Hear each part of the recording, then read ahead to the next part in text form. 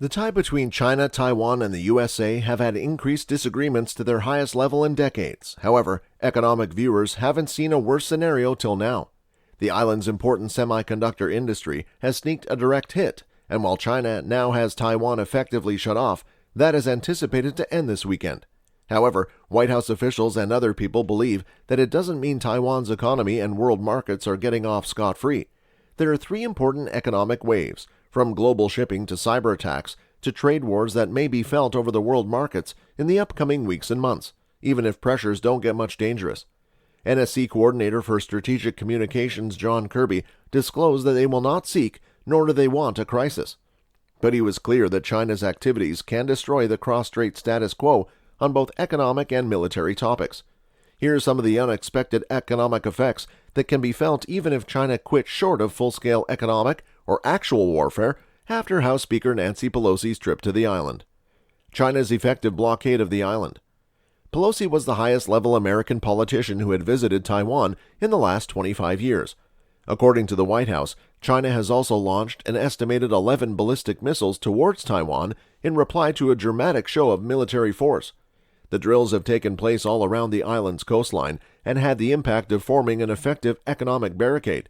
But even with military pressures at the highest level in the last few decades, there can be exclusive economic implications if China's line of ships finally heads back to their home ports, as they are planned to do this weekend. In the meantime, airlines are also adjusting, with some flights to Taipei being terminated completely, while others appear to go forward by avoiding specific contested airspace in the waters around Taiwan. Ships in and out of Taiwan are at a break, but they are predicted to be back quite soon. Even if they do, one long-term economic effect could be shippers that are less credible to roll into the waters around Taiwan, especially if China continues to allow its complication to ships passing through. Herbert Lin, the senior research scholar at the Center for International Security and Cooperation at Stanford, said that you could easily understand if the shipping lines going into and out of Taiwan are terrorized in any way, then insurance rates could go up, and that's a BFD. Chinese cyber attacks. Another closely regulated region is any modification in China's constant campaign of cyber warfare against Taiwan. China and its supporters are believed to stay behind cyber attacks to disrupt Taiwan's society and economy for many years. In recent days, it has clearly hacked everything from 7-Eleven stores to Taiwan's presidential office to reveal their dissatisfaction with the visit. The question is whether China will boost the ferocity of attacks in the upcoming days, and whether the U.S. could get pulled into that dispute. Experts have also reminded that if the conflict were to drag out, then Americans are also not safe from direct cyber attacks. American business exposures in the cyber arena from both the Chinese and Russian governments have been revealed in recent years. Economic coercion. Economic oppression efforts are another ongoing risk. Kirby took such efforts up from the White House podium, and Beijing has also confirmed that it will indefinitely block chosen imports such as citrus, fish, and other foods from Taiwan, even after the practical blockade ends. Still, China has said that it will continue allowing semiconductor imports from Taiwan.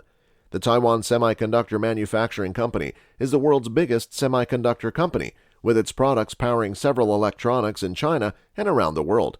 In the past, China also restricted Taiwanese imports of things like sugar, wax apples, and pineapples, but the actions are often restricted to more symbolic products, as defied to exports that would hardly disrupt the economy.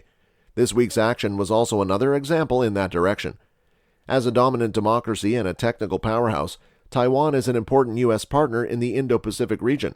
However, the U.S. does not have sensitive relations with Taiwan, but they do have a strong unofficial relationship. The U.S. and Taiwan share the same values, genuine commercial and economic links, and powerful people-to-people ties, which set the bedrock of their friendship and serve as the motivation for expanding U.S. engagement with Taiwan. Through the American Institute in Taiwan, which is a non-governmental organization directed by the Taiwan Relations Act to carry out the U.S. unofficial relations with Taiwan, United States cooperation with Taiwan continues to enhance more and more. Taiwan has also become a critical partner of the U.S. in trade and investment, health, semiconductor and other significant supply chains, investment screening, science and technology, education, and advancing democratic values. The U.S. approach to Taiwan has been consistent for decades. The U.S. also has a long-standing China policy, which is directed by the Taiwan Relations Act, the 3 U.S.-China joint communiques, and the 6 assurances. Constant with the Taiwan Relations Act, the the U.S. makes available defense articles and services as important to allow Taiwan to maintain a sufficient self-defense capacity and retains their capacity to avoid any resort to force or other forms of oppression that would jeopardize the security or the social or economic system of Taiwan. Foreign representation. The American Institute in Taiwan also performs citizen and consular services similar to those at tactful posts. The Department of State maintains an agreement with AIT and funds a large part of AIT's projects. Sandra Utkirk is the Taipei-based AIT director, and James Moriarty is AIT's chairman. Taiwan upholds the Taipei Economic and Cultural Representative Office in the United States in Washington, D.C. It also has representation throughout the U.S. through Taipei Economic and Culture offices. Economic relations. Taiwan is a highly advanced economy generating a calculated $786 billion in goods and services in 2021. The U.S. and Taiwan have growing commercial, financial, and trade ties which advance U.S. interests and help them to create economic opportunities in the United States.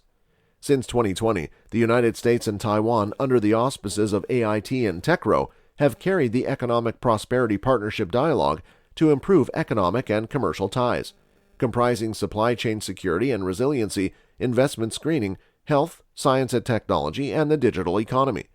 The Department of Commerce initiated the Technology, Trade, and Investment Collaboration Framework with Taiwan in 2021 to give a platform to create commercial programs and explore policies to enhance critical supply chains.